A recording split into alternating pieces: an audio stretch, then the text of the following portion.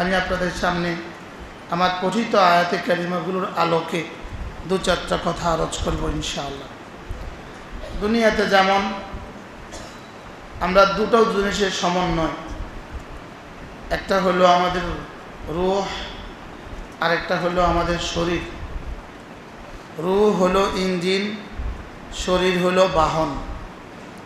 শরীর হলো গাড়ি।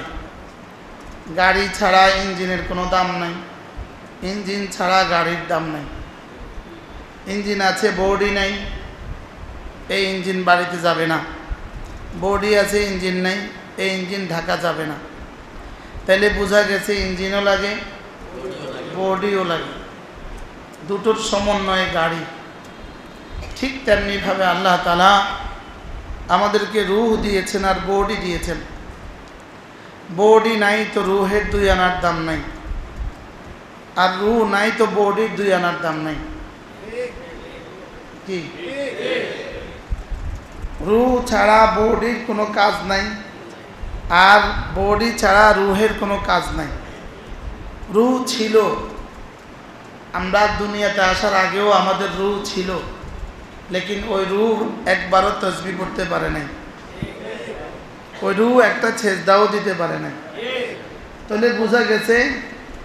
আবার বডি যখন অচল ছিলাম, বাচ্চা ছিলাম, অবুঝ ছিলাম, তখনও আমার সেজদা গ্রহণযোগ্য হয় নাই। তাইলে বোঝা গেছে আমার শরীর আর রূহ এই দুয়ের সমন্বয়েই আমার জীবন। দুয়ের সমন্বয়ে আমার কি বলেন, আমার জীবন কিসের সমন্বয়ে? রূহ আর শরীরের সমন্বয়ে। রূহ এসেছে কোত্থেকে? রূহ এসেছে সরাসরি আর স্বাধীন থেকে। আর শরীর কোত্থেকে এলো? সরাসরি মাটি থেকে। শরীর এসেছে মাটি থেকে, আর রূহ এসেছে আর স্বাধীন থেকে। তাহলে শরীরের খাবার এজন্য মাটি থেকে উৎপাদিত, শরীরের খাবার মাটি থেকে উৎপাদিত, আর রূহের খাবার আর স্বাধীন থেকে অবতারিত। কি হয়? শরীরের খাবার কি মাটি থেকে? সারা পৃথিবীর যত হোটেল আছে, যত দামি কিছু আছে, পুরো মানব জাতির খাবার 4 ভাগে বিভক্ত। প্রথমত 2 ভাগ, মাতউমাত, মাশরুবাত, পানীয়, খাদ্য। আর খাদ্যের উৎস হলো 2টা। খাদ্যের উৎস হলো 2টা, একটা হলো হায়ওয়ানাত, প্রাণী, আর হলো নাবাতাত, উদ্ভিদ, গাছ। গাছ থেকে অথবা প্রাণী থেকে। বলেন, প্রাণী, হায়ওয়ান, জানোয়ার থেকে, অ্যানিমেল থেকে। তাহলে প্রাণী থেকে উৎপাদিত অথবা কি গাছ থেকে উৎপাদিত। বলুন তো এর বাইরে কি কোনো খাবার আছে? এর বাইরে কোনো কি নাই, খাবার নাই। যদি মাতউমাত হয়, গোশত হয়, প্রাণী থেকে সংগ্রহিত। আর যদি অন্য খাবার হয়, গাছ থেকে সংগ্রহিত। যদি পানি হয়, আসমান থেকে নাজিলকৃত অথবা গাভী থেকে আর ছাগল থেকে প্রাপ্ত। দুধ অথবা পানি, দুধ অথবা কি পানি। তো পানি গাভী থেকে পাই, আর পানি আসমান থেকে পাই, আর গাভী দুধ গাভী থেকে পাই, দুধ প্রাণী থেকে পাই। তাহলে আমার জীবনের বডির জন্য খাবার হলো 4 প্রকার। বডির খাবার কয় প্রকার বলেন? কিন্তু এই রব্বে কারীম 4 প্রকার একসাথে দেন নাই। মায়ের পেটে দিয়েছেন শুধুই খাবার রক্ত, মায়ের পেটে দিয়েছেন শুধুই খাবার কি রক্ত। মায়ের পেট থেকে আসার পরে খাবার দিয়েছেন শুধুই দুধ, শুধুই কি দুধ। এরপরে 2 বছর পর থেকে ধীরে ধীরে খাবার শুরু হয়েছে 4 প্রকারের। কত প্রকারের? 4 প্রকারের। কবর, এর আগে মায়ের পেটে আসার আগে আমাদের খাবার ছিল না। কবরে আমাদের খাবার হবে না, হাসরে আমাদের খাবার হবে না। হাসরে, কবরেও খাবার হবে না, হাসরেও খাবার হবে না। যেমন মায়ের পেটে আসার আগে কি ছিল না? খাবার ছিল না। মায়ের পেটে আসার আগে কি খেয়েছিলেন? খাবার ছিল না। মায়ের পেটে আসার আগে খাবার ছিল না। মায়ের পেটে আসার আগে খাবার ছিল না। মায়ের পেটে খেয়েছি রক্ত, আর মায়ের পরে পান করেছি কি দুধ। আজীব বিষয় হলো, মায়ের রক্ত আমাকে খাবার হিসেবে ব্যবস্থা করেছেন, এরপরে মায়ের দুধ আমার জন্য খাবার হিসেবে ব্যবস্থা করেছেন। এরপরে 2 বছর পরে আমার জন্য 4 প্রকারের খাবার রেখেছেন। এই 4 প্রকারের খাবার যতদিন ইচ্ছা আল্লাহ করবেন ততদিন খাওয়াবেন। যতদিন ইচ্ছা আল্লাহ করবেন ততদিন কি করবেন? খাওয়াবেন। কবরে আর খাবারের কোনো ব্যবস্থা হবে না। তাহলে দুনিয়াতে আমাদের খাবারের উৎস হয় প্রাণী অথবা গাছ, গাছগাছালি, প্রাণী অথবা কি গাছ। এবার কবরে খাবার হবে না, হাসরে খাবার হবে না, আর জাহান্নামে আর কোনো খাবার হবে না। বলেন, জাহান্নামে আর কোনো খাবার কি হবে না। এবার প্রশ্ন, জান্নাতের খাবার হবে, বাকি উৎস কি? উৎস কি? জান্নাতের খাবার হবে, তবে উৎস কি? জান্নাতের খাবারের উৎস বান্দার এরাদা। সুবহানাল্লাহ। বান্দার কি ইচ্ছা। জান্নাতের খাবারের উৎস কি? গাছ নাই, গাছ নাই, ফল নাই, গরু নাই, ছাগল নাই, মুরগি নাই, ডিম নাই, শুধু উৎস। এখানে উৎস গাছ, এখানে উৎস গাভী, পানির জন্য এখানে উৎস নলকূপ, আর ওখানে উৎস এরাদা। বলেন ইচ্ছা, বলেন আবার বলেন ইচ্ছা, বান্দার ইচ্ছা। এখন প্রশ্ন, কার ইচ্ছা তার খাবারের উৎস, কার ইচ্ছা তার জওয়ানির উৎস, কার ইচ্ছা তার সব কিছু উপভোগ করার উৎস, যার দুনিয়ার ইচ্ছাকে আল্লাহ তাআলার ইচ্ছার সামনে কোরবানি করেছে। কি বলছে বলেন? যে আল্লাহ তাআলার সমস্ত ইচ্ছাগুলোকে পুরা করেছে, দুনিয়ার নিজের ইচ্ছাকে জলাঞ্জলি দিয়েছে, আল্লাহ তাআলার ইচ্ছাকে পুরা করেছে। আল্লাহ তাআলা জান্নাতে তার সমস্ত ইচ্ছা পুরা করে দেবে, আর জাহান্নামে কোনো চাহিদা পুরা করবে না, জাহান্নামে কোনো ইচ্ছা পুরা হবে না। কেন? সমস্ত বেঈমান আর বেনামাজি দুনিয়াতে আল্লাহর ইচ্ছা পুরা করে নাই। দুনিয়াতে যারা আল্লাহর ইচ্ছা পুরা করে নাই, আল্লাহ জাহান্নামে তাদের ইচ্ছা পুরা করবে না। তাদের ইচ্ছা কি করবে না? নাউজুবিল্লাহ বলেন। তাহলে জাহান্নামীদের কোনো ইচ্ছাই পূর্ণ হবে না, আর জান্নাতীদের কোনো ইচ্ছাই অপূর্ণ হবে না। কি ভাই? তাহলে জান্নাতের সমস্ত কিছুর প্রাপ্তির উৎস কি? উৎস হ্যাঁ এরাদা। কার এরাদা জান্নাতে সমস্ত কিছু প্রাপ্তির উৎস? যে দুনিয়াতে আল্লাহর এরাদাকে নিজের এরাদা বানিয়েছে, আল্লাহর ইচ্ছাকে নিজের ইচ্ছা বানিয়েছে। বলেন, যে দুনিয়াতে আল্লাহর ইচ্ছাকে। এখন আল্লাহর প্রথম ইচ্ছা কি? আল্লাহ তাআলার প্রথম ইচ্ছা হলো তোমার হৃদয়ে শুধু আমাকে রাখবা, আর কাউকে না। এটা হলো আল্লাহ তাআলার প্রথম ইচ্ছা। বলেন, আল্লাহ তাআলার প্রথম ইচ্ছা কি? তোমার হৃদয়ে শুধু আমাকে রাখবা। বলেন, তোমার হৃদয়ে শুধু কি? আমাকে রাখবা। এখানে তুমি আর কাউকে রাখতে পারবা না, এখানে তুমি আর কাউকে রাখতে পারবা না। আমি তোমার চোখ দিয়েছি দেখার জন্য, তোমার কান দিয়েছি শোনার জন্য, তোমার জিহ্বা দিয়েছি বলার জন্য, তোমার হাত দিয়েছি ধরার জন্য, তোমার পা দিয়েছি চলার জন্য, তোমার দিল দিয়েছি আমি থাকার জন্য। কি বলছে বলেন? তোমার দিল দিয়েছি কি? তোমার দিলটা দিয়েছি আমি থাকার জন্য। এখানে শুধু আমি থাকবো, এখানে শুধু কি থাকবে বলেন? এখানে শুধু আমি থাকবো, এখানে আমি থাকবো। এটা আমার ঘর। সুবহানাল্লাহ বলেন, এটা আমার ঘর। বলেন, এটা কি? আমার ঘর। আমার স্ত্রীর ঘরে কিন্তু আমি অন্য কাউকে সই না, আমার ঘরে কিন্তু আমি আজনবী সই না, সহ্য করি না। আমার ঘরে কিন্তু অন্য কেউ দখলদারি করুক, এটা কিন্তু আমি চাই না। কি? আমার ঘরে অন্য কেউ থাকুক, এটা যেমন আমি চাই না, রব বলেন এই ঘরে অন্য কেউ থাকুক, এটাও আমি চাই না। কি বলেন? এখানে এজন্যই ইন্না শিরকা লা যুলমুন আযীম, এজন্যই এটা সবচেয়ে বড় জুলুম। এজন্যই এখানে অন্য কাউকে রাখা এটা সবচেয়ে কি? সবচেয়ে বড় জুলুম। পৃথিবীতে সবচেয়ে বড় জুলুম কি বলেন? শিরিক।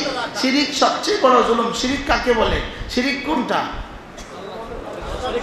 রাসূল করিম সাল্লাল্লাহু তাআলা আলাইহি ওয়াসাল্লাম শিরিকের উদাহরণ দিয়েছেন এভাবে।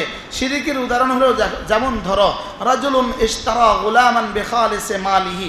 রাসূল বলেন একজন মানুষ একটা গোলাম কিনলো, নির্ভেজাল টাকা দিয়ে একটা গোলাম কিনলো।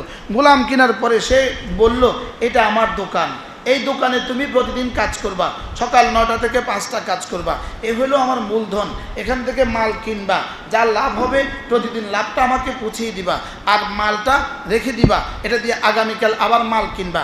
এই গোলাম প্রতিদিন বেচা কিনা করে, লাভ যেটা হয় আরেকজনকে দিয়ে দেয়। বুঝেন না? লাভ যেটা হয় কি, সে কাকে দেয়? আরেকজনকে দেয়। রাসূল বলেন শিরিকের উদাহরণ হলো এটা।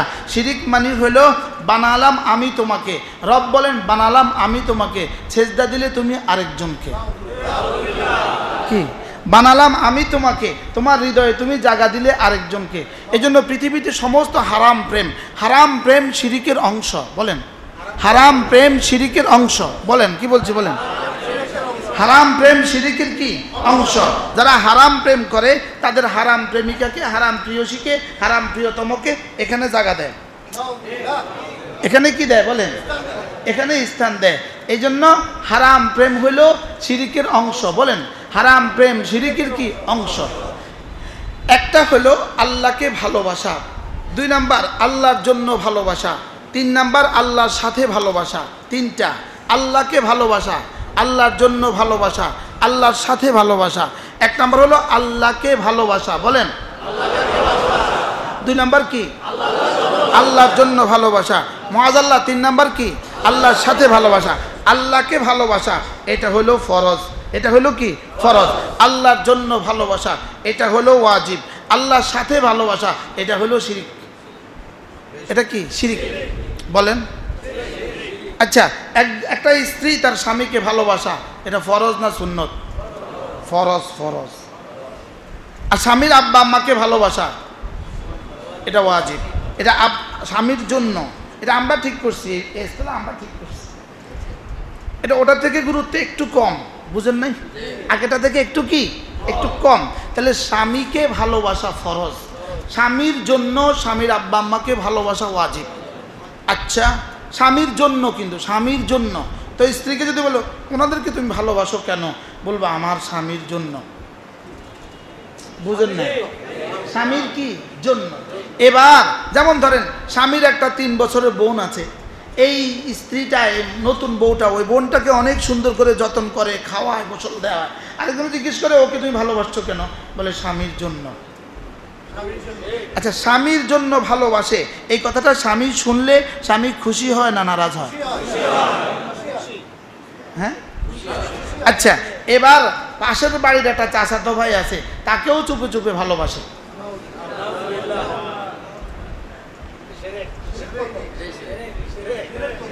হ্যাঁ। এবার যদি জিজ্ঞেস করে তুমি ওকে যে ভালোবাসছো কার জন্য, এটা কি স্বামী? যদি স্বামীকে বলে তোমার জন্য, চাচাতো ভাই 26 বছরের চাচাতো ভাইকে ভালোবাসে স্বামীর জন্য, এই উত্তর কি ঠিক আছে? তাহলে কি হবে এখানে? তুমি এখানে স্বামীর সাথে ভালোবাসছো, স্বামীর সাথে। তাহলে স্বামীর সাথে ভালোবাসা এটা স্বামী থেকে বিচ্ছিন্ন করে দেয়। স্বামীর জন্য ভালোবাসা স্বামীর ভালোবাসাকে বাড়িয়ে দেয়। আল্লাহর জন্য ভালোবাসা আল্লাহর ভালোবাসাকে বাড়িয়ে দেয়। আর আল্লাহর সাথে ভালোবাসা আল্লাহ থেকে বিচ্ছিন্ন করে দেয়। কি আমাদের দেশে যে মানুষগুলো গায়রুল্লাহকে ভালোবাসে, সমস্ত বিধর্মীরা তাদের মাবুদগুলোকে ভালোবাসে আল্লাহর সাথে, আল্লাহর সাথে। লেকিন আমরা আমাদের মসজিদের ইমাম সাহেবকে ভালোবাসি আল্লাহর জন্য। সুবহানাল্লাহ বলেন। আমরা আল্লাহ ওয়ালাদেরকে ভালোবাসি আল্লাহর জন্য। আমরা আল্লাহ ওয়ালাদেরকে ভালোবাসি। মজার বিষয় হলো আল্লাহর জন্য ভালোবাসা আল্লাহ পর্যন্ত পৌঁছিয়ে দেয়, আর আল্লাহর সাথে ভালোবাসা আল্লাহ থেকে বঞ্চিত করে দেয়। যেমন স্বামীর জন্য ভালোবাসা স্বামীর ভালোবাসাকে ত্বরান্বিত করে, আর স্বামীর সাথে ভালোবাসা বিয়ে বিচ্ছিন্ন করে দেয়। আমি কি বুঝাতে পারছি?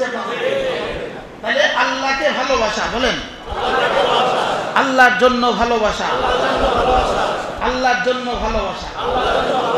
তাহলে আমরা মক্কা শরীফকে ভালোবাসি আল্লাহর জন্য, মদিনাকে ভালোবাসি আল্লাহর জন্য, কোরআন শরীফকে ভালোবাসি আল্লাহর জন্য, হাদিস শরীফকে ভালোবাসি আল্লাহর জন্য, হক্কানি রব্বানি ওলামা ইকরামকে ভালোবাসি আল্লাহর জন্য, হক্কানি রব্বানি পীর মাশায়েখকে ভালোবাসি আল্লাহর জন্য। এই জন্য যেই ভালোবাসা আপনাকে জামাত ছুটতে দেয় না এটা আল্লাহর জন্য, আর যেই ভালোবাসা আপনাকে নামাজ পড়তে দেয় না এটা আল্লাহর সাথে। আল্লাহ রাগ করছেন কোনো? এরকম কিছু ভালোবাসা আছে কি না এরা নামাজ পড়ে না? ভালোবাসা তো আছে, তবে কি পড়ে না বলেন? আছে না নাই বলেন? এটা কি আল্লাহর জন্য না আল্লাহর সাথে? এটা হলো আল্লাহর সাথে, এটা হলো শিরিক। এটা বিধর্মীরা করলেও শিরিক আর মুসলমান করলেও শিরিক। বিধর্মী করলেও কি শিরিক, মুসলমান করলেও কি শিরিক। কারণ এই ভালোবাসা কি হয়েছে তাকে? এটা আল্লাহর সাথে হয়েছে। এটা কি হয়েছে? তাহলে আল্লাহর জন্য আল্লাহকে ভালোবাসা, বলেন আল্লাহকে ভালোবাসা। এই জন্য রাসূল করিম সাল্লাল্লাহু তাআলা আলাইহি ওয়াসাল্লাম ইরশাদ করেন, ওয়াজাদা হালাওয়াতাল ঈমান সালাসাতুন মান কুন্না ফীহি ওয়াজাদা হালাওয়াতাল ঈমান। তিন দল মানুষ ইমানের মজা পেয়ে গেল। এই তিন দল মানুষ ইমানের মজা পেয়ে গেল। এক নাম্বার, কানাল্লাহু ওয়া রাসূলুহু আহাব্বা ইলাইহি মিম্মা সিওয়াহুমা, যার কাছে আল্লাহ তার রাসূল সবচেয়ে বেশি প্রিয়। সুবহানাল্লাহ, বলেন আল্লাহ আর তার রাসূল সবচেয়ে বেশি প্রিয়। আবার বলেন আল্লাহ আর তার রাসূল কি সবচেয়ে বেশি প্রিয়। যার কাছে আল্লাহ আর তার রাসূল সবচেয়ে বেশি প্রিয়, এই মানুষটা ইমানের মজা পেয়ে গেছে। সুবহানাল্লাহ, এই মানুষটা কি পেয়ে গেছে? ইমানের মজা পেয়ে গেছে। এবার বলুন তো দেখি, আসলে আমাদের কাছে আল্লাহ আর আল্লাহ রাসূল কি সবচেয়ে বেশি প্রিয়? আল্লাহ আর আল্লাহ রাসূল সবচেয়ে বেশি প্রিয় হওয়ার এক নাম্বার দলিল হলো এই লোকটা জামাতের সাথে নামাজ পড়ে। সুবহানাল্লাহ বলেন। এক নম্বর দলিল কি বলেন? এই লোকটা কিসের সাথে নামাজ পড়ে? জামাতের সাথে নামাজ পড়ে। জামাতের সাথে নামাজ এমন এক ইবাদত, আজীব বিষয়। পৃথিবীর যত ইবাদত আছে সমস্ত ইবাদতের মধ্যে রিয়ার সম্ভাবনা আছে, রিয়ার সম্ভাবনা আছে। একটা মাত্র ইবাদত জামাতের সাথে নামাজ, এটার মধ্যে রব্বে করিম এটাকে রিয়া প্রুফ করে দিয়েছেন। কি করছেন? Riya proof. Mobile water proof, ঘড়ি ওয়াটার প্রুফ, জামাতে নামাজ রিয়া প্রুফ। সুবহানাল্লাহ বলেন। বলেন জামাতে নামাজ কি? বলবেন হুজুর জামাতে নামাজ রিয়া প্রুফ মানে? রিয়া মানে কি? আমি নামাজ পড়ছি আরেকজনকে দেখাবার জন্য, আমি নামাজ পড়ছি আরেকজনকে কি? মজার বিষয় হলো নফল যখন পড়ি দিলে আসে মানুষ আমাকে দেখুক আমি নফল পড়ি, নফল রোজা রাখি দিলে আসে মানুষ আমাকে দেখুক আমি নফল রোজা রাখি। লেকিন যখন ইমামের পেছনে দাঁড়িয়ে যাই এই কথাটা একবারও আসে না। সুবহানাল্লাহ বলেন। এই কথাটা কি আসে না কেন? জাহিরি কারণ কি, বাতিনি কারণ হলো আল্লাহ তাআলা আমাকে জান্নাত দিতে চান। এই জন্য আল্লাহ তাআলা এই তরতিবে নামাজকে রিয়া প্রুফ করেছেন। রিয়া প্রুফ কি করেছেন বলেন? রিয়া প্রুফ। হ্যাঁ, রিসিস্ট, ওয়াটার রিসিস্ট, এটা রিয়া প্রুফ। এটা রিয়া ঢুকে না, এখানে রিয়া ঢুকতে দেন না। সুবহানাল্লাহ, এটা রিয়া মুক্ত। এটা কি? রিয়া মুক্ত। কেন রিয়া মুক্ত করেছেন? কারণ রব তো জানতেন এদের ইবাদত বন্দেগীর যে অবস্থা, এরা জান্নাতে আসবে কিভাবে। একটা ইবাদত কমপক্ষে রিয়া মুক্ত করার সিস্টেম করে দেয়। তো কুদরত এটাকে রিয়া মুক্তির কি করে দিয়েছেন? ব্যবস্থাপত্র করে দিয়েছেন। দুই নম্বর কথা হলো, আমি যখন জামাতে ইমামের পেছনে দাঁড়াই, আমি যে হালতে আছি আমার পাশের বন্ধুও এই হালতে আছে, আমার পিছনের বন্ধুও একই হালতে আছে। কি? সবাই একই হালতে আছে, সবার দৃষ্টি এক জায়গায়, সবার চিন্তা চেতনা এক। এখানে আপনাকে নিয়ে ভাবার কারোর টাইম নেই। কি ভাই, বাস্তব এমন কিনা বলেন? এই জন্য আল্লাহ তাআলা জামাতের সাথে নামাজ, 5 ওয়াক্ত নামাজ যার জামাতের সাথে নিশ্চিত হয়ে গেল, আমি দৃঢ়তার সাথে বলি আল্লাহর রহমতে তার জান্নাত নিশ্চিত হয়ে গেল। কি ভাই বলেন? জামাতের সাথে নামাজ। আবার বলেন, বলবো তো ইনশাআল্লাহ। মজার বিষয় হলো, যেমন ধরেন আমরা বলে থাকি নামাজের বাইরে আল্লাহু আকবার, এটা আমরা বলে থাকি। একবার বললে রাসূল বলেন আযম মিন উহুদিন, উহুদের চেয়েও ভারী,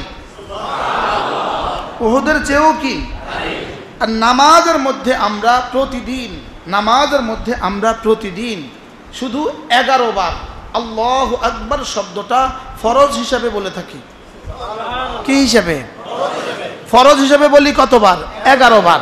ফরজ হিসাবে বলি প্রতিদিন 11 বার, কমপক্ষে 11 বার বলি ফরজ হিসাবে।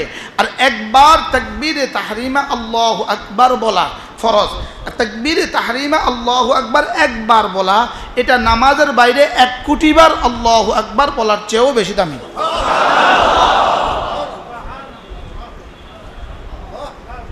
বুঝছেন কথা কি বলছি? বলেন তো কি বলছি বলেন। নামাজের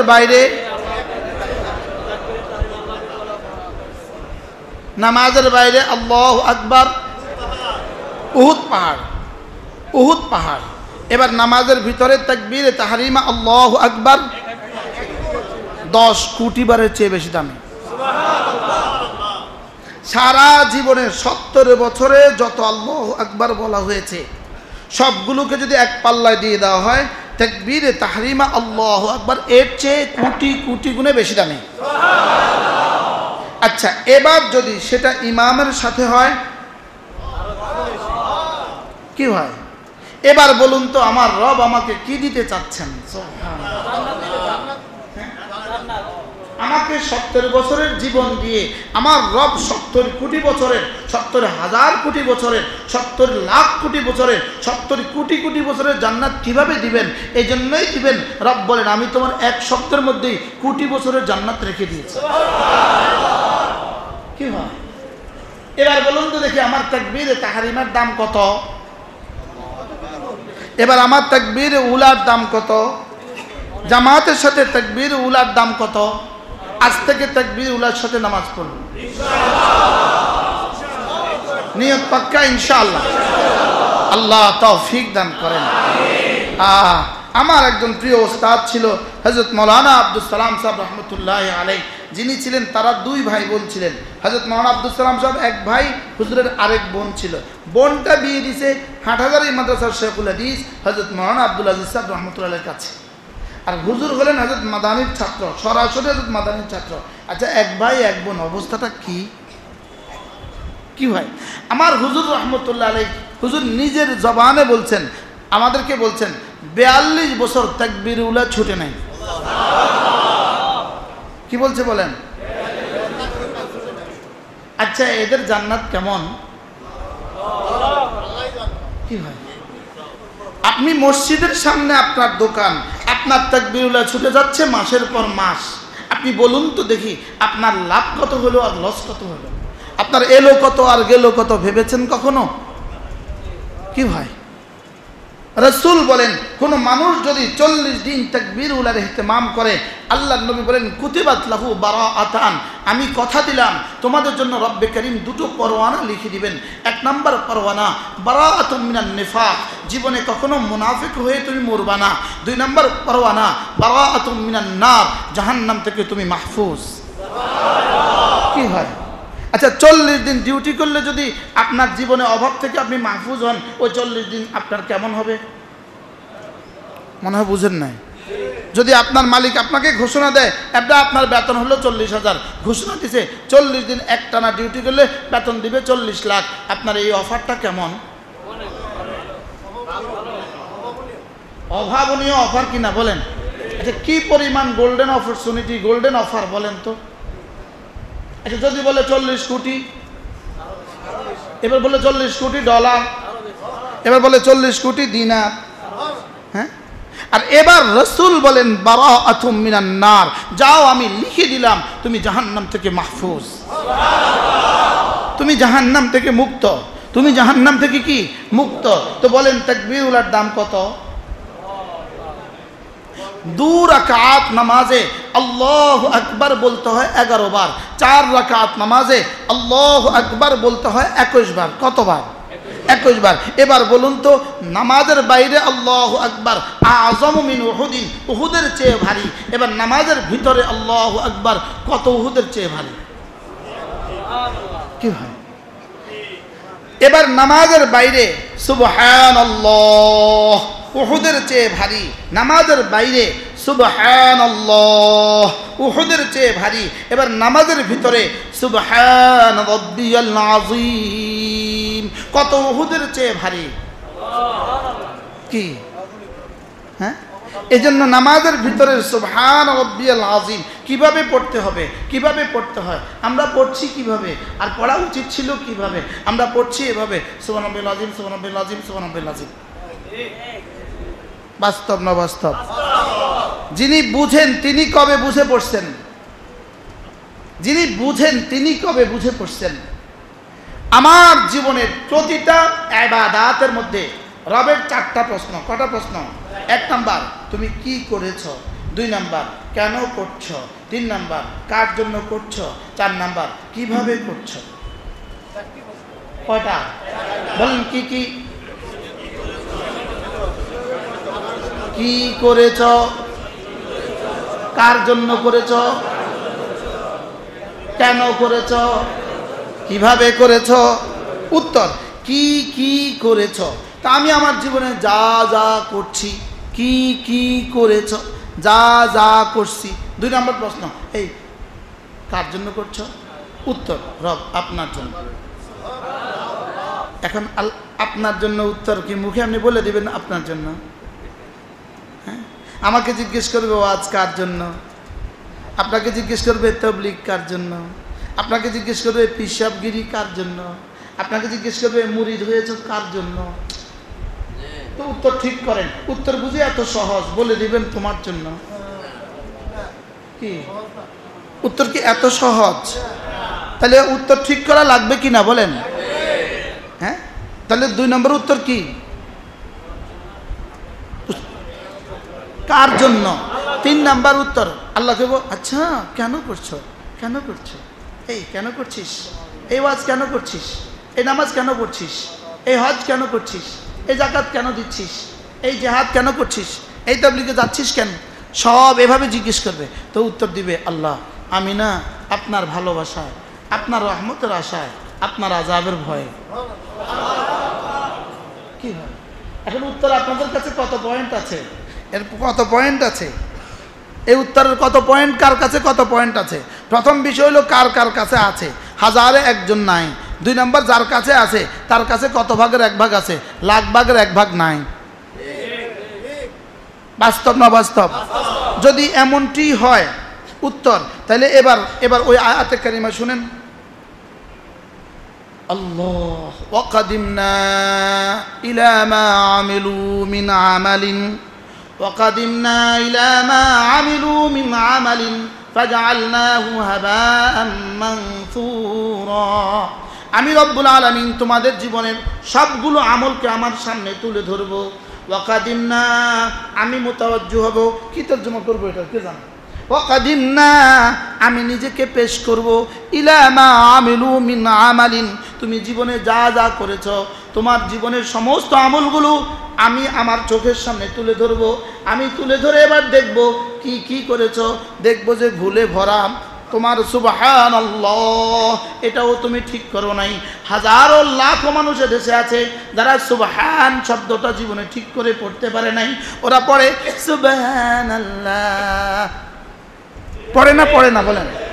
আচ্ছা বলেন শুভ বাজে একটা কলকলার হরফ, তো শুভের মধ্যে যদি কলকলা না করি তো আমি আর কোথায় কলকলা করলাম জীবনে?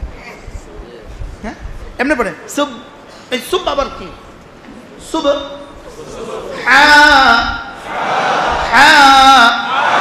নাল্লাহি সুবহানাল্লাহ।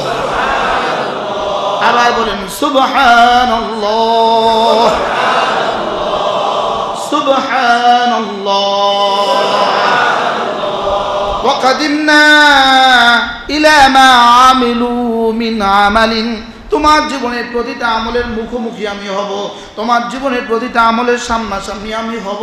এবার আমি দেখব কি করেছো, কি কি বলেছো, কি কি করেছো, কি কি দেখেছো, কি কি শুনেছো। আল্লাহ মা আমেলু মিন আমালিন কারটা বাদ কোনটা বাদ?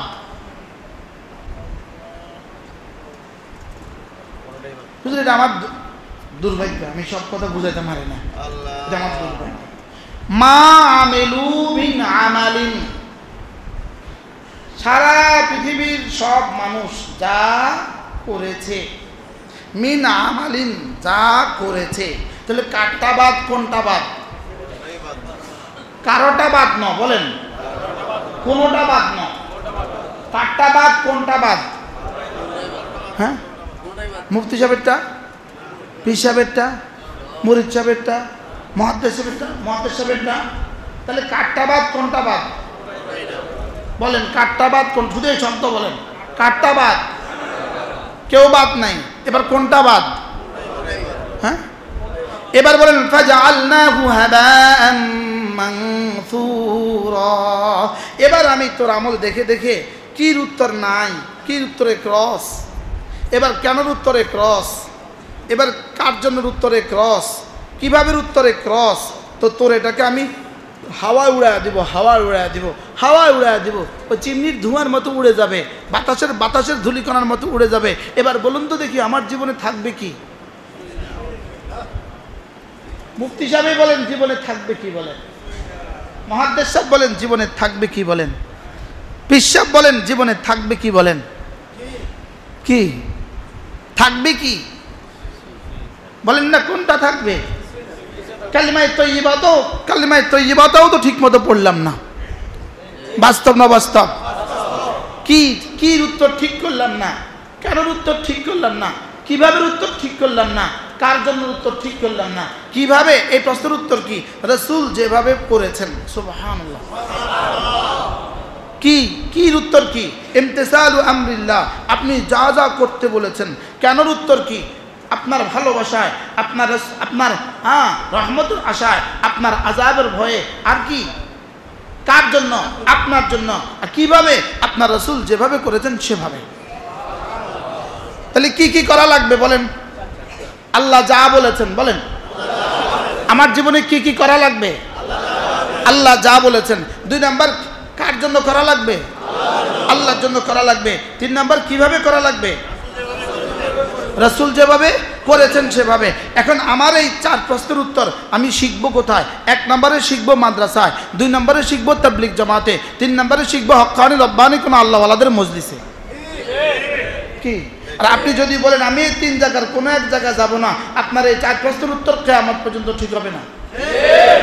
কিয়ামত পর্যন্ত কি হবে না? ঠিক হবে না। আর আপনার এই 4 প্রশ্নের উত্তর ঠিক হওয়া ছাড়া আপনি কবরে গেলে হাবাআম মানসুরা ছাড়া আর কিছু নেই। কি? ফাজআলনাহু হাবাআম মানসুরা ছাড়া আর কিছু হবে না। আর যদি এই 4 প্রশ্নের উত্তর ঠিক করে যান তো রব্বে কারীম দেখবেন কি করেছো সব ঠিক, 100 ঠিক। কি করেছ, কেন, এটাও 100 ঠিক, কার জন্য, এটাও 100 ঠিক, কিভাবে, এটাও 100 ঠিক। তো রব এবার নাম্বার দিবেন, নাম্বার দিতে দিতে প্রথম নাম্বার দিবেন 10, প্রথম নাম্বার দিবেন 10, এবার আরেকজনেরটা বাড়ায়া দিবেন 100, আরেকজনেরটা বাড়ায়া দিবেন 700, আরেকজনেরটা বাড়ায়া দিবেন 7000, আরেকজনকে বাড়ায়া দিবেন 7 লাখ, আরেকজনকে বাড়ায়া দিবেন 7 কোটি, আরেকজনকে বাড়ায়া দিবেন 7000 কোটি, আরেকজনকে বাড়ায়া দিবেন 49,000 কোটি। আরেকজনের বেলায় রব বলবেন ওটার পুরস্কার আমি আমাকে দিয়ে দেবেন। কি হয়? তাহলে উত্তর যদি এই 4টা ঠিক না করেন অবস্থা কি দাঁড়াবে? আপনাদের জানালার গ্রিলের মধ্যে হাত দিলে এখন বালু পাওয়া যাবে কিনা? জোরে কয় না। এই বালুগুলো কতগুলো একসাথে জমা করলে একটা ফিলার হবে? কথা কয় না। এটা দিয়ে বুঝি ফিলার হবে, বুঝলেন না? এই টাইলসে এখন হাত দিলে বালু পাওয়া যাবে কিনা? এটা দিয়ে বুঝি ফিলার হবে। তো এই বালু যেই পরিমাণ, এটা দিয়ে যেমন জীবনে কোনো কাজ হয় না, আপনার আমলও তো জীবনে এমনই হয়েছে। বাস্তব না বাস্তব? সালাম ফিরে যে পড়ছিলেন তাসবিহগুলো কেমনে পড়ছিলেন? সুবহানাল্লাহ সুবহানাল্লাহ সুবহানাল্লাহ সুবহানাল্লাহ সুবহানাল্লাহ সুবহানাল্লাহ সুবহানাল্লাহ সুবহানাল্লাহ সুবহানাল্লাহ সুবহানাল্লাহ। ফেরেশতাকে আল্লাহ কি কইছে, ও কি কইছে, ওরে কি করতাম? আল্লাহ ওরে কিতাম। যদি ফেরেশতা না খাইলে হয় তোকে আল্লাহ ওরে কিতাম, আমি কিতাম। আর আপনাদের সামপুরলে কি কইব? আল্লাহ কি করতাম, আল্লাহ কি করতাম আমি, এটাতে কি দিতাম আমি নম্বর? বলুন তো দেখি এরকম মুসলমান এদেশে আছে না নাই? কতজন? কতজন? হ্যাঁ, আমাদের এক বুজুর্গ আছেন হযরত মাওলানা আব্দুল মালিক সাহেব হুজুর দামাত বারাকাতুহুম, আপনাদের চাঁদপুরেরই তো মানুষ, পৃথিবী বিখ্যাত আলেম দ্বীন হযরত মাওলানা আব্দুল মালিক সাহেব দামাত বারাকাতুহুম, তিনি বলেন কোন মুসলমানের যদি একটা হরফ অশুদ্ধ হয়, হ্যাঁ একটা হরফ যদি অশুদ্ধ হয়, তার জীবনের সব অশুদ্ধ। নাউজুবিল্লাহ বলেন না কম বলেন। কয়টা হরফ বলছে? কয়টা উদাহরণ? সেটা কি? এবার কোনটা অশুদ্ধ দেখেন। সানা, সুবহানাকাল্লাহুম্মা, ইনি বললেন সুবহানাকাল্লাহুম্মা, গেল সানা শেষ। এবার বললেন বিসমিল্লাহির রহমানির রহিম, এবার ইনি বললেন বিসমিল্লাহির রহমানির রহিম। এবার ইনি বললেন আলহামদুলিল্লাহ, ইনি বললেন আলহামদুলিল্লাহ। এবার ইনি বললেন রুকুতে গিয়া বললেন সুবহান রাব্বিয়াল আযীম। এবার সিজদায় গিয়ে বললেন সুবহান রাব্বিয়াল আলা। এবার বলুন তো দেখি এই লোকটার নামাজের কত পার্সেন্ট টিকলো? এরকম মুসলমান এদেশে আছে না নাই? আপনি বলুন, আপনি কি নিয়ে কবর রওনা দিয়েছেন একটু বলবেন? তা আপনি এগুলো সিদ্ধ করবেন কবে? না মরার পরে শুদ্ধ করবেন। কবে শুদ্ধ করবেন? হ্যাঁ, কবে থেকে ঠিক করবেন? উচিত প্রত্যেক মসজিদে বয়স্কদের জন্য কোরআন শিক্ষার ব্যবস্থা করা উচিত। জিও আসতে কইছে জি। দুনিয়াতে শরম পাওয়ার চেয়ে আখিরাতে ফিডা খাওয়া কি কষ্টকর বেশি হবে না অল্প হবে? তাহলে এবার নিয়ত করেন প্রত্যেক মসজিদে ইসলামী মসজিদ চালু করা দরকার কিনা, প্রত্যেক মসজিদে জিকিরের মসজিদ চালু করা দরকার কিনা, প্রত্যেক মসজিদে কোরআনে কারীমের হালকা চালু হওয়া দরকার কিনা। এছাড়া আপনি জাতিকে বাঁচাবেন কিভাবে বলেন? জাতি কোন দিকে রওনা দিছে? জাতির কালেমায়ে তয়্যিবার হালত কি? জাতির বাজারে যে মানুষগুলো ঘুরে এদের কালেমায়ে তয়্যিবার হালত কি? আজান হচ্ছে মসজিদে আসে না, এই জাতির ফিউচার কি?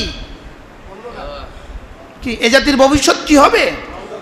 এজন্য চলেন নিয়ত করি ইনশাআল্লাহ, চলেন নিয়ত করি যদি সুযোগ থাকে কখনো কখনো আল্লাহ রাস্তায় বের হব, যদি সুযোগ থাকে কোনো না কোনো হক্কানি রব্বানি আল্লাহ ওয়ালাদের মজলিসে যাব ইনশাআল্লাহ। বলেন না? সমস্ত মুসলমান নিয়ত করেন আমি আমার কোরআন শরীফ ঠিক করে কবরে যাব। বলেন কোরআন শরীফ ঠিক করে কবরে যাব ইনশাআল্লাহ। বলেন ইনশাআল্লাহ।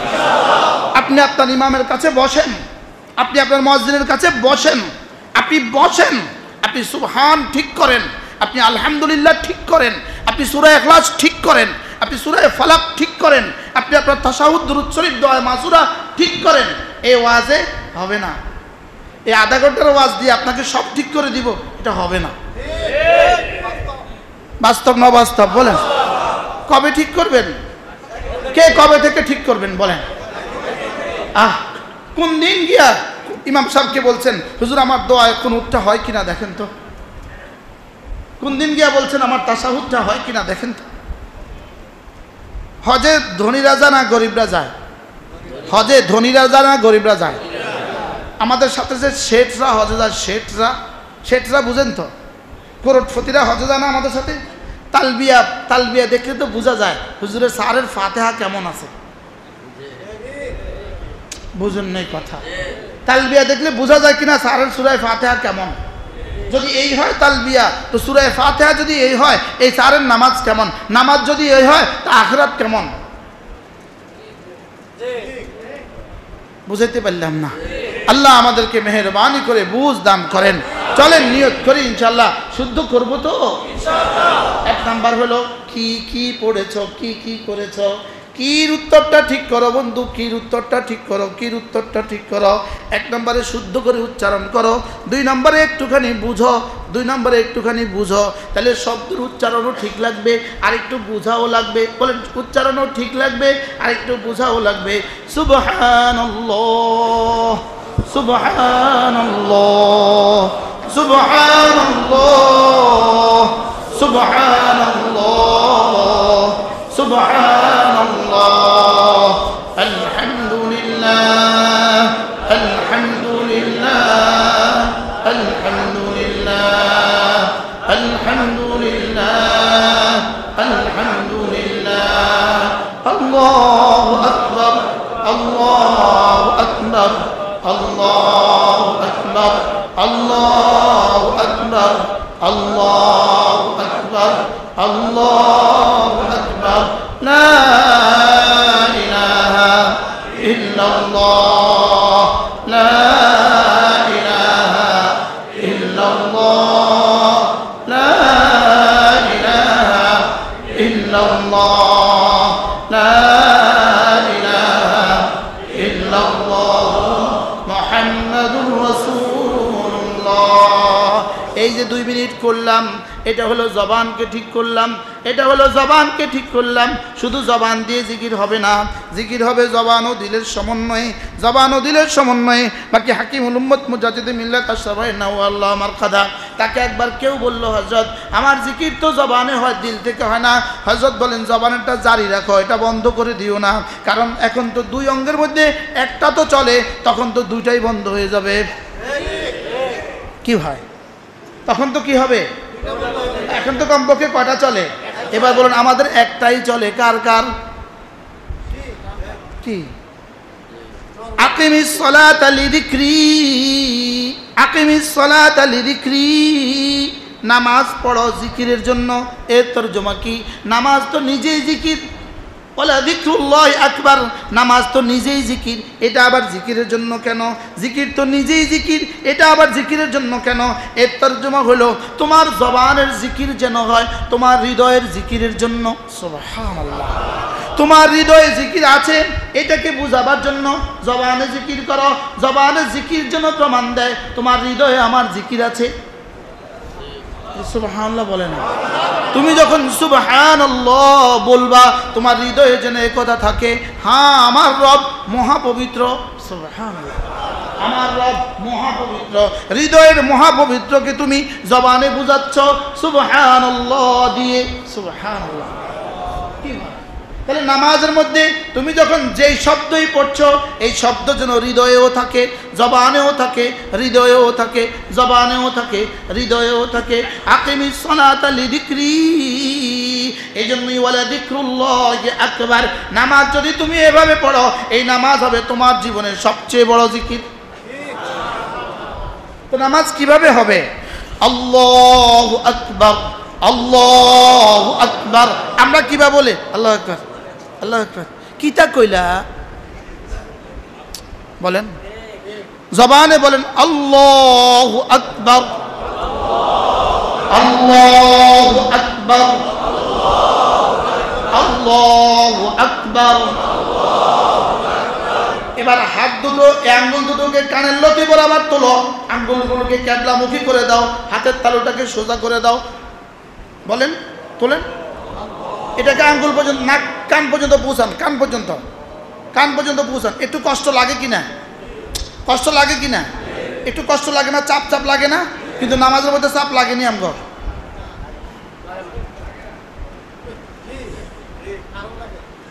আরাম লাগে না? চাপ লাগে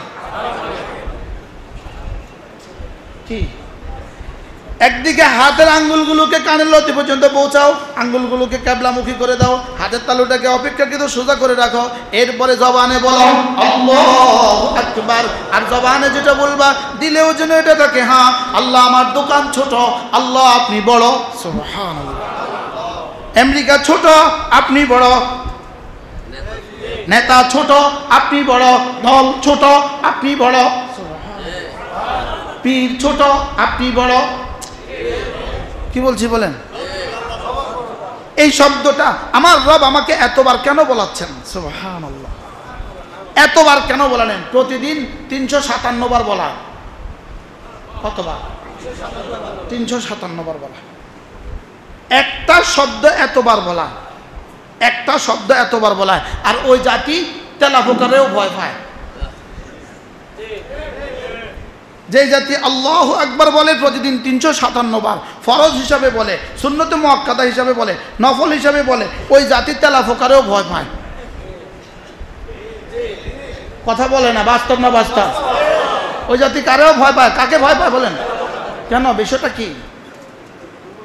তাহলে আল্লাহু আকবার জবানে বলছে না দিলে? বলেন আল্লাহু আকবার, বলেন আল্লাহু আকবার। আল্লাহ আপনি সবচেয়ে বড়, আল্লাহ আপনি সবচেয়ে বড়। এটা যদি বলতে বলতে বলতে যদি আল্লাহ দিলে বসায় দেয়, এরপরে দেখেন সুবহান রাব্বিয়াল আযীম, সুবহান রাব্বিয়াল আযীম। ইমাম সাহেব বলবে কয়বার? ইমাম সাহেব বলবে মুক্তাদির দিকে তাকিয়ে বলবে, মুক্তাদি সবচেয়ে দুর্বল যিনি, ইনি যেন কষ্ট না পায়, ইনার দিকে তাকিয়ে 3 বার 5 বার বলবে। ইমাম সাহেব বলবে কয়বার? দুর্বল মুক্তাদির দিকে তাকিয়ে। মুক্তাদি বলবে কয়বার? ইমাম সাহেব যতবার তাকে সুযোগ দেয়। এবার যিনি একাকী নামাজ পড়বেন তিনি বলবেন কতবার? তার কোমরে যাকে তাকে যতক্ষণ সঙ্গ দেয়। সুবহানাল্লাহ বলেন। ইমাম সাহেব বলবে কয়বার? মুক্তাদির দিকে তাকায়া। মুক্তাদি বলবে কয়বার? আর এবার মুনফারিদ একাকী নামাজ পড়নেওয়ালা বলবে কয়বার? তার সময় এবং কমর, বলেন সময় এবং স্বাস্থ্য, বলেন সময় এবং স্বাস্থ্য, সময় এবং স্বাস্থ্য তাকে সঙ্গ দেয় যতবার। তা আপনারে কতবার সঙ্গ দেয়? আমি মনে হয় বুঝাতে পারি না। কি বলছি বলেন তো, একজনে বলেন। কে বলছে? আপনি কামরুল সাহেব বলেন। হ্যাঁ হ্যাঁ, তা আমগো জীবনে সারা জীবনের সময় আর স্বাস্থ্য আমরা কয়বার সঙ্গ দিছে? হ্যাঁ কয়বার? তাহাজ্জুদ আমাদের বেশি পড়তে মানা করছে কে? মাগরিবের সুন্নত আমাকে বেশি পড়তে নিষেধ করছে কে? মাগরিবের নফলে আমাকে বেশি পড়তে নিষেধ করছে কে? বলে আমরা 3 বারই পড়ি না, আপনি বেশি পড়ার কথা বলছেন। কি হৃদয়ের মাধুরী মিশিয়ে বলবো সুবহান রাব্বিয়াল আযীম, সুবহান রাব্বিয়াল আযীম। আমার মহান রব, আমার মহান রব, আমার আযীম রবের পবিত্রতা আমি ঘোষণা করছি। আমার আযীম রবের পবিত্রতা আমি ঘোষণা করছি। আমার রব যেন বলেন তুই আমাকে আযীম বলেছিস, যা আমি তোকে আজরা আযীম দিয়ে দিব। তুই আমার পবিত্রতা ঘোষণা করছিস, যা তোকে আমি পবিত্র করে ছাড়বো। কি হয় তো কবে ঠিক করবেন এগুলো? হ্যাঁ, এটাকেই তো বলছে লা তুলহিহিম তিজারাতুন ওয়ালা বাইউন আন যিকরিল্লাহ। এটাকেই তো বলছে ইয়া আইয়ুহাল্লাযীনা আমানু লা তুলহিকুম আমওয়ালুকুম ওয়ালা আওলাদুকুম আন যিকরিল্লাহ। এটাকেই বলেছে রিজালুন লা তুলহিহিম তিজারাতুন ওয়ালা বাইউন আন যিকরিল্লাহ। এটাকেই বলছে ওয়ালা যিকরুল্লাহি আকবার। এটাকেই বলছে ওয়ালা তাকুনু কাল্লাযীনা নাসুল্লাহ ফাআনসাহুম আনফুসাহুম। এগুলো আমরা কবে শুনবো, কবে বলবো? হ্যাঁ কি ভাই, আল্লাহ মেহেরবানি করে আমাদের নামাজকে সুন্দর করে দেন। নামাজ এভাবে পড়বো তো ইনশাল্লাহ। আচ্ছা, এভাবে যদি 2 রাকাত নামাজ জীবনে হইতো তো কেমন হইতো? হ্যাঁ, এভাবে যদি একটা সেজদা জীবনে হইতো, এভাবে যদি একটা তাশাহুদ জীবনে হইতো, হ্যাঁ, যদি ওয়াজালাত কুলুবুহুমের সাথে একটা তাশাহুদ হইতো জীবনে, তুলিয়াত আলাইহিম আয়াতুহু যাদাতুহুম ঈমানের সাথে জীবনে একটা নামাজ হইতো। সবগুলো কথা আমি আপনাকে বুঝাতে পারলাম না সময়ের কারণে। আপনারা যে উঠে যাচ্ছেন এজন্য দায়ী আমি আমি আমি আমি বয়ানে বসতে দেরি করছি, এই জন্য উঠে যাচ্ছেন। অনেক প্রয়োজনে আপনারা চলে যাচ্ছেন।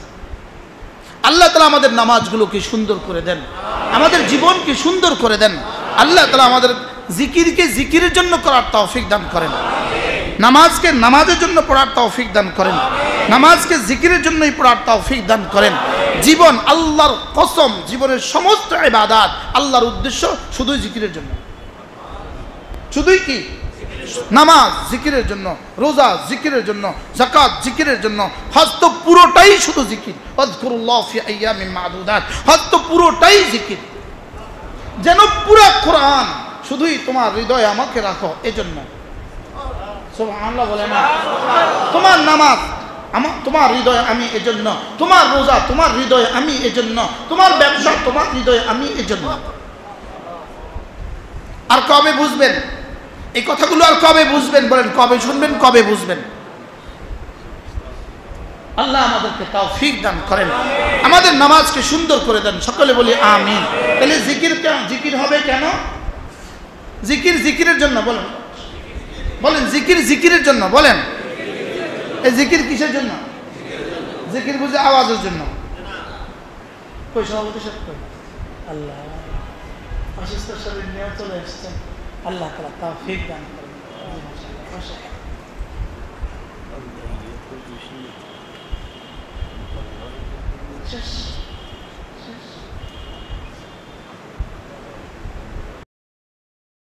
তাইলে নিয়ত করেন আজ থেকে তাকবীর উলার সাথে নামাজ পড়ব, নিয়ত পাক্কা ইনশাআল্লাহ।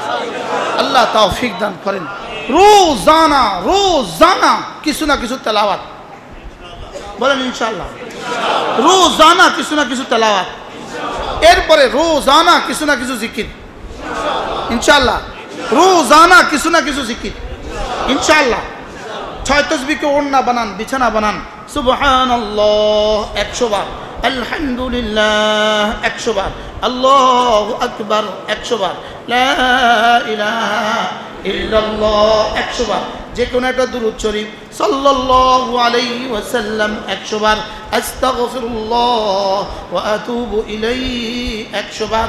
সহজ ভাষায় ফরজ ওয়াজিব ছাড়বো না, ফরজ ওয়াজিব ছাড়বো না, কোনো গুনাহ করব না, কোনো সুন্নত ছাড়বো না, কোনো নফল ছাড়বো না। কি বলছি বলেন? ফরজ ওয়াজিব ছাড়বো না, বলেন ফরজ ওয়াজিব ছাড়বো না, কোনো গুনাহ করব না, কোনো সুন্নত ছাড়বো না, কোনো নফল ছাড়বো না। আল্লাহ বলবেন হুজুর ফরজ ওয়াজিব কেন করব? ফরজ ওয়াজিব করব জাহান্নাম থেকে বাঁচার জন্য। গুনাহগুলো কেন ছেড়ে দিব? জান্নাতে যাওয়ার জন্য। সুন্নতগুলো কেন করব? রাসূলের শাফাআত পাওয়ার জন্য। নফলগুলো কেন করব? আল্লাহর ওলি হওয়ার জন্য। তাহলে বোঝা গেছে নফল করলে আল্লাহর ওলি হওয়া যায়। সুবহানাল্লাহ বলেন। নফল করলে কি হওয়া যায়? তো ফরজ ওয়াজিব বাদ দিয়ে যদি কেউ নফল করে, ফরজ ওয়াজিব ছাড়বো না। ওলামা একরাম বলবেন না, ওলামা একরাম বলবেন না। 40-এর উপরে যারা আছে তারা বলবেন না, নিচে বলেন। এদের সমস্যা বেশি। আমরা বয়সে যারা, ফরজ ওয়াজিব ছাড়বো না, কোনো গুনাহ করব না, কোনো সুন্নত ছাড়বো না, কোনো নফল ছাড়বো না।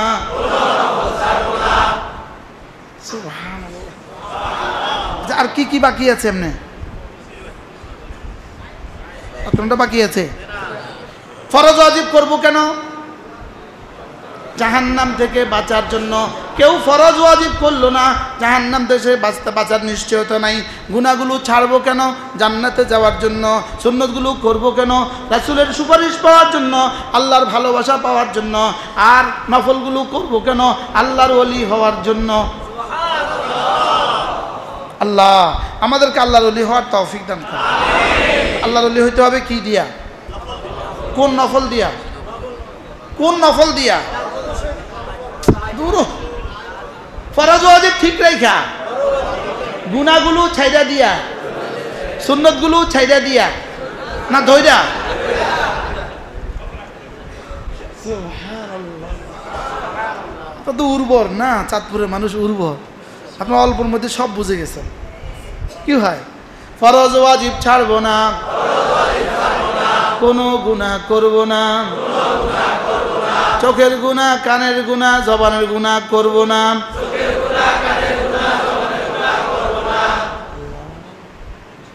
চোখের গুনাহ হয়নি? বলেন একবার ভিন নারী থেকে 2 চোখ নিচু করা, একবার ভিন নারী থেকে 2 চোখ নিচু করা 10,000 রাকাত নফলের চেয়েও আল্লাহ তাআলার কাছে বেশি দামি। সুবহানাল্লাহ। কি ভাই, তাহলে ভিন নারী থেকে চোখ নিচু করব, ভিন নারী থেকে কি করব? মোবাইল ইস্তেমাল সচেতন হব ইনশাআল্লাহ। মোবাইলের ইস্তেমালে সতর্ক হব তো ইনশাআল্লাহ। আল্লাহ আমাদেরকে তৌফিক দান করেন। প্রত্যেকে নিয়ত করেন, আমার ছেলে মেয়েকে আমি দিন শিখাবো, আমার ছেলে মেয়েকে আমি কি শিখাবো? আমার ছেলে মেয়েকে আমি দিন শিখাবো, আমার ছেলেকেও আমি কোরআনে কারীম শিখাবো, আমার মেয়েকেও আমি কোরআনে কারীম শিখাবো, আমার ছেলে মেয়েকে আমি দিন শিখাবো ইনশাআল্লাহ। বলেন ইনশাআল্লাহ। আল্লাহ আমাদেরকে তৌফিক দান করেন।